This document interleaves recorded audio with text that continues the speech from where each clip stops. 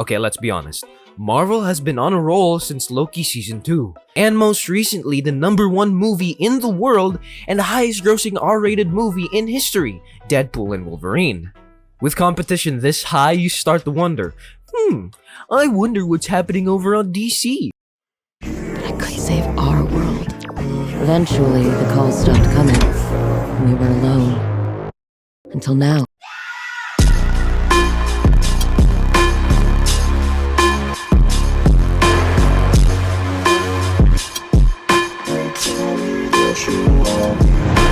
Now before we get into today's cult meetings, leaving a like would help out the channel out a lot as it gets the video out there, and subscribing would be awesome as it helps the channel grow as we are growers, not showers. Alright, so let's all be honest and get this off our chests. Marvel has been wiping the pavement with DC for the past 10 months. And that's almost a year of getting your butt kicked by the competition. Now, I know it wasn't all sunshine and rainbows over at Marvel. They did have to step on a lot of shit on the way back to absolute stardom, but as I've stated, with the massive success of Deadpool and Wolverine in theaters this year and Loki's glorious ending fulfilled in his series finale back in October 2023, Marvel is slowly but surely making its way back to the top of the cinematic mountain. Not only are they picking up momentum in their cinematic universe again, but with Spider-Man 2's release and Marvel Rivals having a mostly positive reception in its closed beta tests, I would not be surprised if Marvel starts pulling off a Riot Games and makes a MOBA. Oh, wait. Just for a second.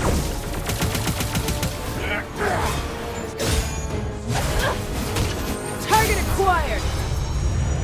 Damn. Well, I guess all they need now is to port it over to PC, and Marvel basically has the power of the sun in the palm of their hand. And what has DC been up to for the past year while Marvel was busy clawing its way back up from the pits of Hades?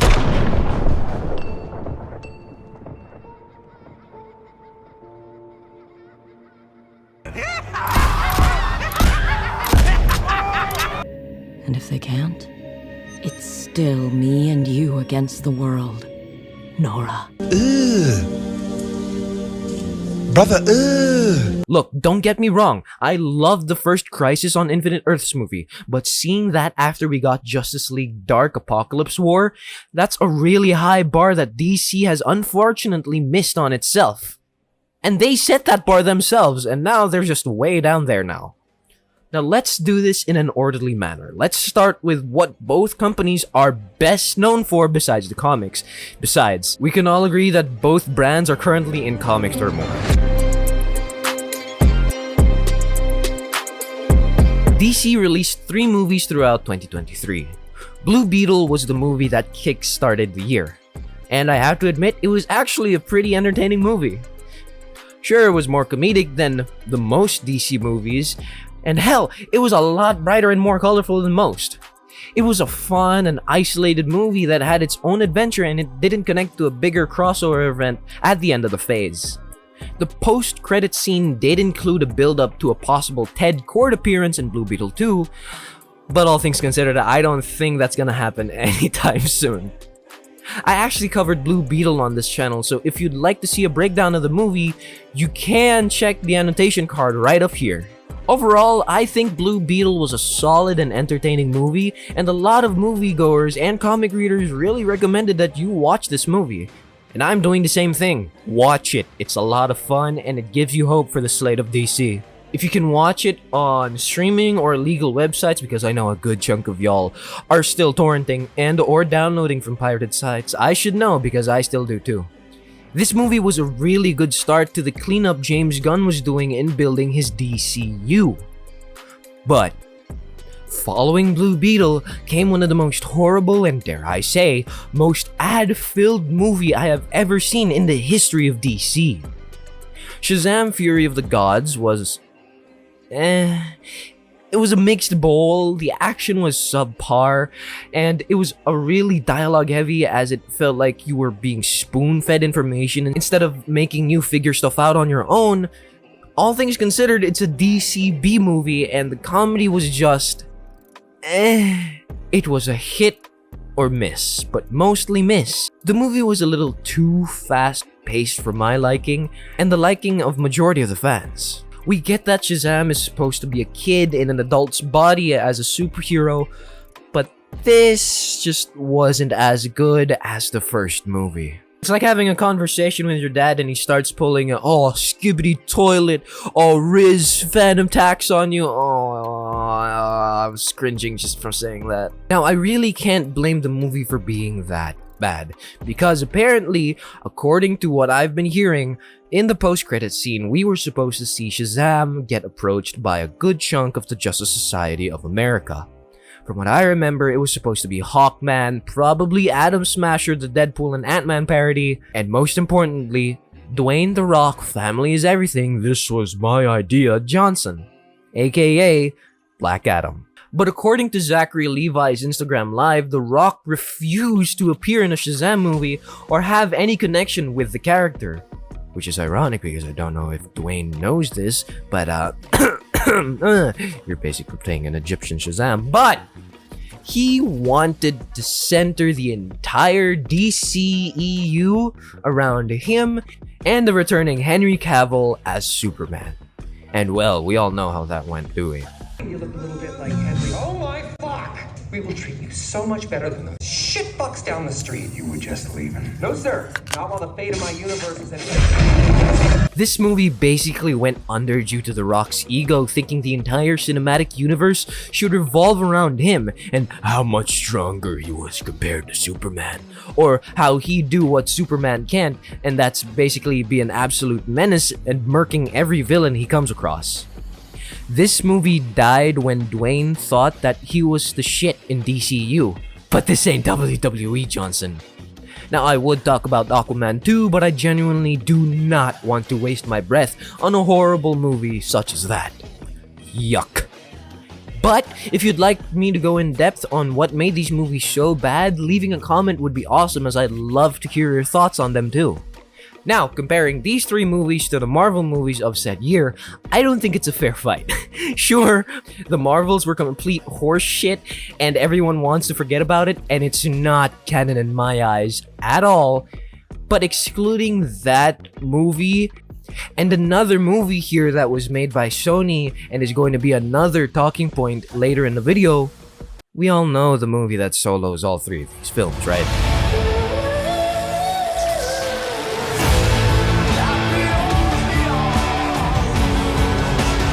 Now, I could talk for hours on how beautiful the Guardians of the Galaxy movie was. It was an absolute masterpiece and one of the best James Gunn films of his career. I say James Gunn film because that's exactly what it was, a James Gunn film. Sure, some Marvel humor was sprinkled here and there, but the entire film you could just feel that it was James's love letter to the Guardians fans and a final goodbye before jumping ship to DC to repair their already fast sinking ship. Now, I could go into more detail, but I'd love to save the Guardians for their own solo video because they deserve that much. If you want to see that video, leave a like on this video and say if we get to 100 likes, I'll most likely do that video as soon as I see it. Speaking of Guardians, this video is sponsored by NordVPN. No, it's not. I'm just a tiny channel on the internet. Now, it's obvious that Marvel in 2023 was a 1 for 2 as Loki and the Guardians movie was carrying the studio on its back. Now, not only were these two live-action movies the backbone of the studio at the time, DC was getting hit in the nuts repeatedly by their support acting like a DPS. Which brings us to our next talking point.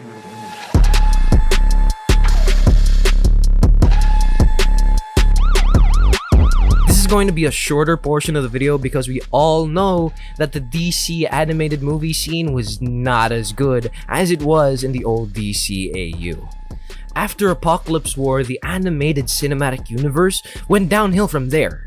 Sure, Superman Man of Tomorrow was actually awesome and it felt like a genuine Superman movie where he isn't irrational and he lets his anger get the best of him, which was actually awesome, and it felt like a genuine Superman movie where he wasn't so hyper violent and wasn't getting an evil variant of himself every few months. But from there, instead of banger after banger after banger, it was miss after miss after miss. As instead of building a Justice League that was closer to the source material, they instead reverted back to their hyper-violent ways that they're known for, but in a far more PG manner.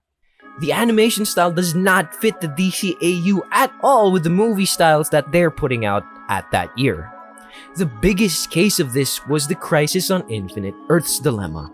The first movie was actually enjoyable, cameos left and right, and from our childhood, oh my god, Terry fucking McGinnis! And the third movie was basically wiping out said childhood from existence, which made a lot of people more depressed than they already were, and most of us were absolutely outraged. We don't talk about the second movie because the second movie was such hot garbage that people skipped through that one entirely.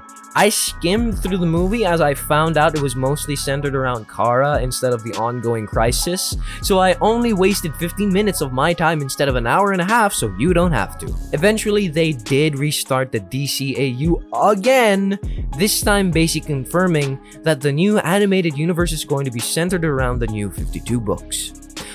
I haven't read much about the New 52, but I heard it was a really mixed bag, but it's better than having this pile of any day. Now we can all agree that that thing was an excuse to compete with Marvel's best animated movie.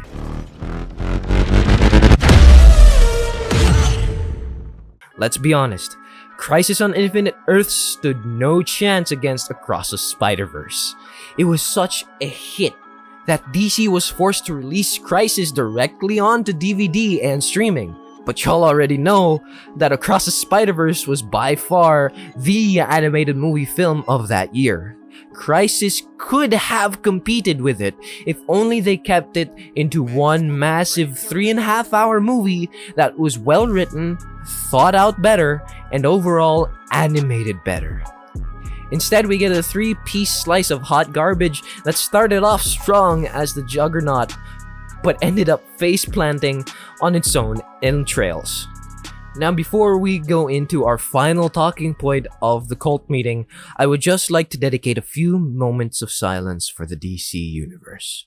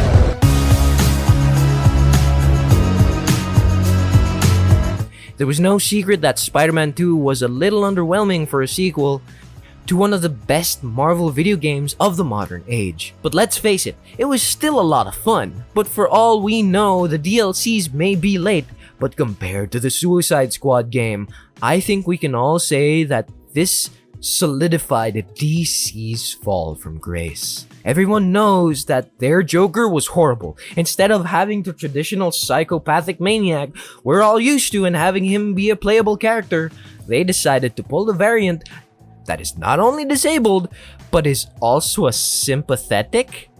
Huh? That's not only the thing that they killed here. If her people can reach us, they'll prove their capabilities. And if they can't, it's still me and you against the world. Nora.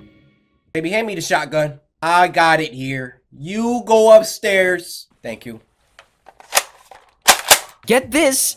Mr. Freeze is also Asian now too. This is coming from an Asian's mouth. Seeing this version of Mr. Freeze feels like I'm watching a crossover between Batman and Velma.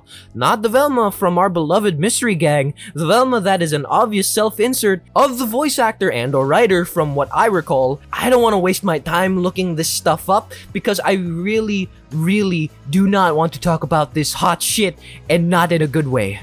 This, again, is most likely, from what I've been seeing online, was another attempt to appeal to the LGBTQ community. That failed horribly, by the way, and what seems to be a horrible attempt at making an appealing variant of our favorite Mad Doctor with frostbite. You know what's funny? They didn't even need to change Mr. Freeze's gender to appeal to the other side of the fence. Wanna know what Rocksteady, the creator of the Arkham series, by the way, could have done? Have Victor Freeze and Nora switch places. Have Nora be the playable character as the Mad Doctor looking for the cure for her husband's fatal illness. I mean, come on, they already did this in the comics. In Detective Comics 1016, Nora is an absolute menace to society by freezing dudes left and right since Mr. Freeze thawed her out, and now it's up to Victor and Batman to stop a manic Ice Queen. Now, they could have written Nora in a similar way in the Suicide Squad game. Instead of giving us a gender-bent Mr. Freeze and to have him look like Blue Ned Leeds that had rock candy for hair. Now, I wrote a whole script about how horrible this decision was, but I do not want to waste another breath on this abomination they call a video game.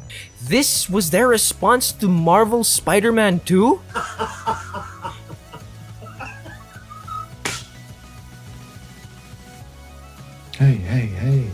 Hey, what's going on?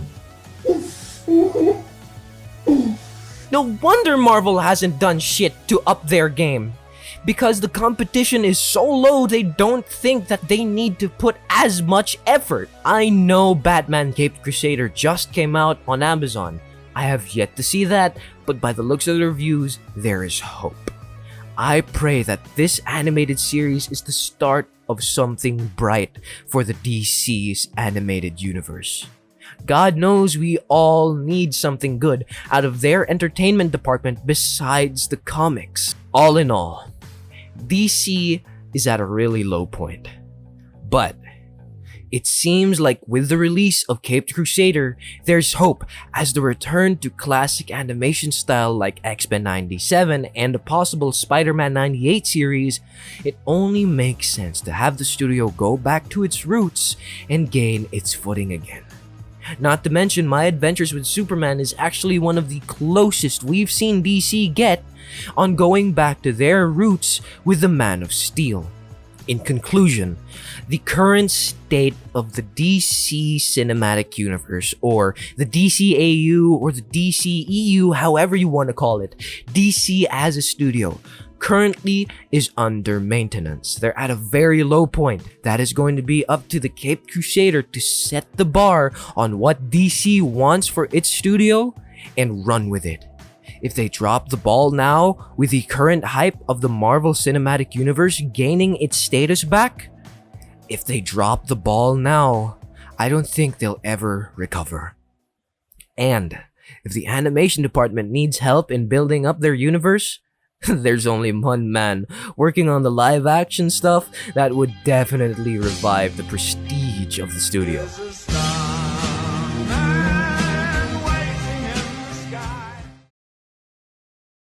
But that's all I got for you in today's video. What are your thoughts? You think DC will make a comeback under James Gunn's command? I sure'd love to think so because I love the Guardians movies, and I'd be damned because I've seen the Superman leaks and I absolutely love it. And I can't wait to see what James has in store. But if you enjoyed, leaving a like would be awesome as it gets the video out there, and subscribing not only helps us out a lot, but it will keep you up to date on the latest cult meetings. That's all from your boy. I hope you have a wonderful day, and in case I don't see ya, good afternoon, good evening, and good night.